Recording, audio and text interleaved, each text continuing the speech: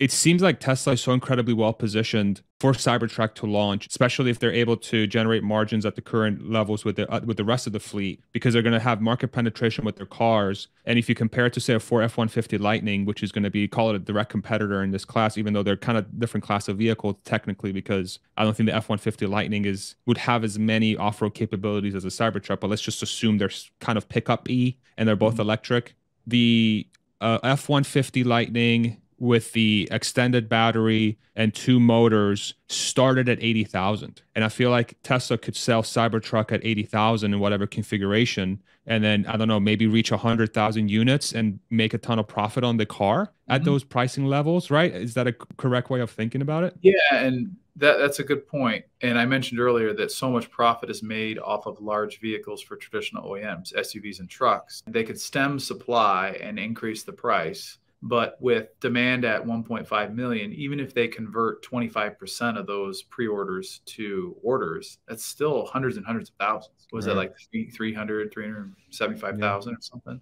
Yep. And that's an incredible amount of demand. So they could probably get away with pricing it wherever they want, and the first 100,000 would fly off the shelf. But you don't want to turn into a General Motors scenario where the initial Hummers, they sold so few of them. I think, what is it, hundreds? Yeah, something like that.